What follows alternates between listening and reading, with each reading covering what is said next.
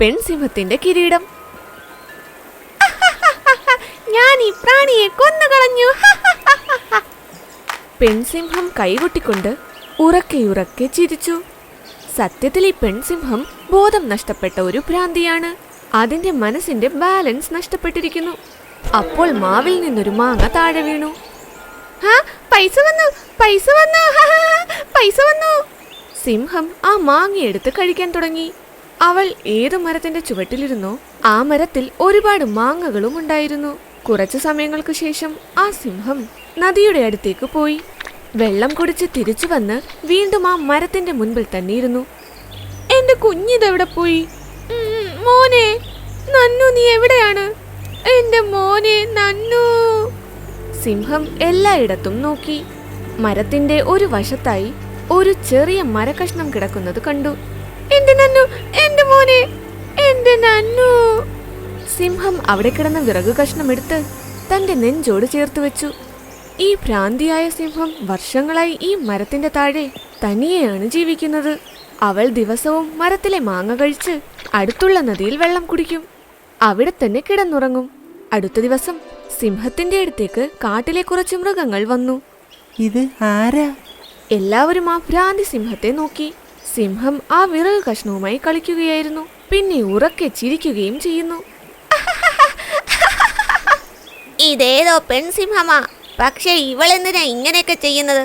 എല്ലാവരും സിംഹത്തിന്റെ ഈ ഭ്രാന്ത് പിടിച്ച അവസ്ഥ കണ്ട് അമ്പരന്ന് നിന്നു. എനിക്ക് തോന്നുന്നു ഈ സിംഹം ഭ്രാന്തിയാണെന്ന്. നന്നായി ഇവക്ക് വട്ടായത്. ഇവൾക്ക് കുഴപ്പമില്ലായിരുന്നെങ്കിൽ നമ്മളൊക്കെ സ്വർഗത്തിലെത്തിയേനെ. നമുക്ക് വേഗം ഇവിടെ നിന്നും ഓടിപ്പോകാം, അല്ലെങ്കിൽ ഈ സിംഹം നമ്മളെ എല്ലാം കൊന്ന് തിന്നും. നിൽക്കൂ കൂട്ടരെ. എന്ത് പറ്റി മുയലേ? ഞാൻ പറയുന്നത് നമുക്ക് ഈ പെൺസിംഹത്തിനെ നമ്മുടെ കാട്ടിലേക്ക് കൊണ്ടുപോകാമെന്നാ. നിനക്ക് ഭ്രാന്ത് വല്ലതും പിടിച്ചിട്ടുണ്ടോ? നമ്മൾ ഈ ഭ്രാന്തി എങ്ങനെ കൊണ്ടുപോകും കാട്ടിലേക്ക്?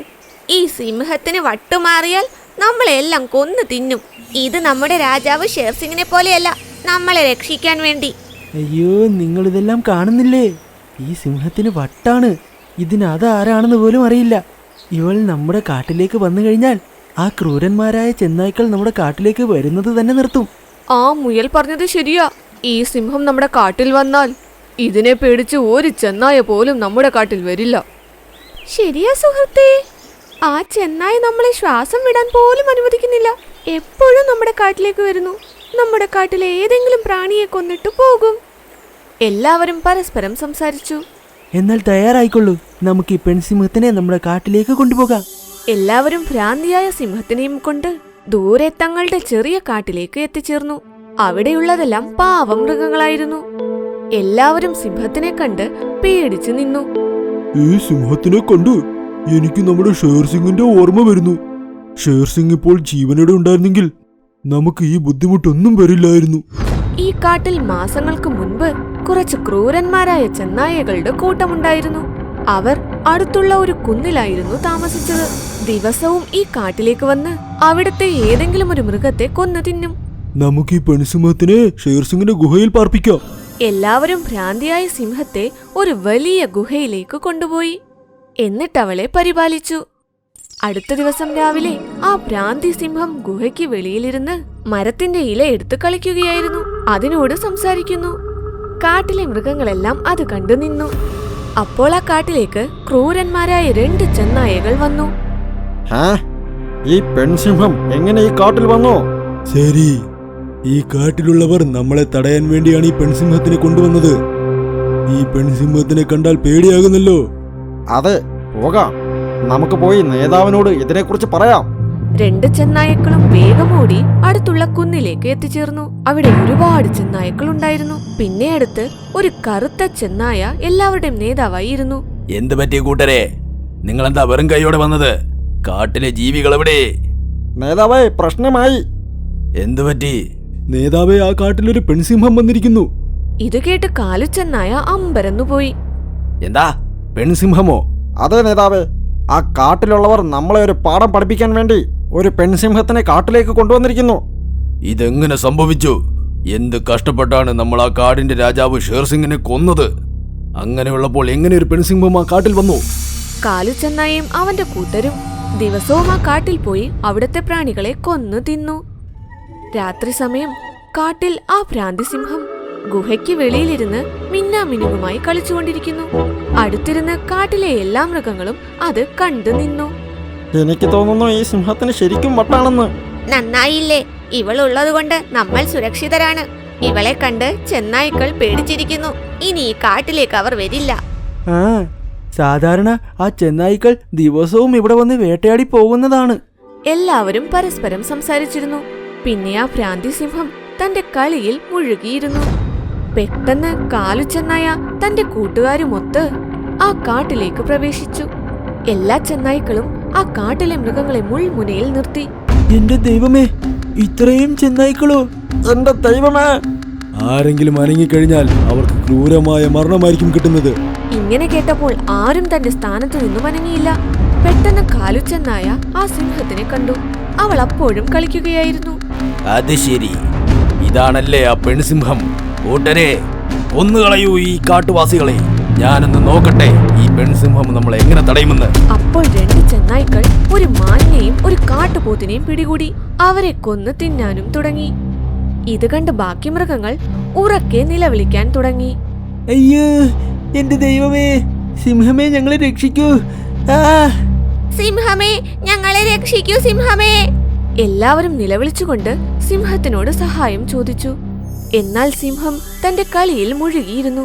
അപ്പോൾ കാലുചെന്നായ സിംഹത്തിന്റെ അടുത്തേക്ക് പോയി അവളെ ഒരുപാട് പരിക്കേൽപ്പിച്ച് താഴത്തു വീഴ്ത്തി. അവരെ ഒന്നും ചെയ്യരുതേ!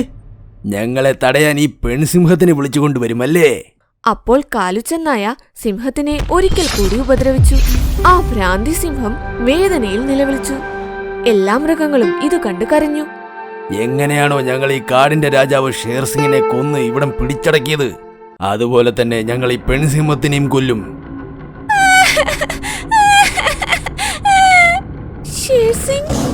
നീ എവിടെയാണ് എന്റെ പ്രിയതമേ? എന്റെ പുന്നാര തമന്നെ, എന്റെ പ്രാണസഹി! ഷേർസിംഗിനെ കണ്ട് പെൺസിംഹം നാണം കുണുങ്ങിയിരുന്നു. അച്ചോടാ, എന്റെ പ്രിയതമേന്ന് നല്ല ദേഷ്യത്തിലാണല്ലോ. ഷേർസിംഗ് പെൺസിംഹത്തിന്റെ അടുത്തേക്ക് വന്നു. പ്രിയേ, നോക്ക്, ഞാൻ നിനക്ക് വേണ്ടി എന്താ കൊണ്ടുവന്നിരിക്കുന്നതെന്ന്.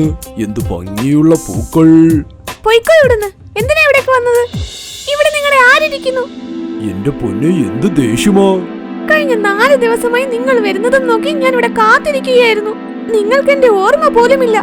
പ്രിയേ, നിനക്ക് അറിയില്ലേ, എന്നു മുതലാണോ കാട്ടിലുള്ളവർ എന്നെ രാജാവാക്കി മാറ്റിയത്?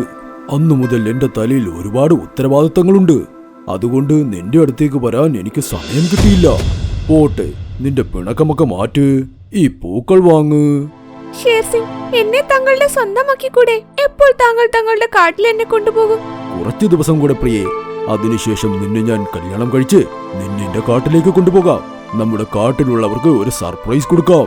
ഷേർസിംഗ് അടുത്തുള്ള കാടിന്റെ രാജാവാണ്. അയാൾ പെൺസിംഹത്തെ പ്രേമിക്കുന്നു.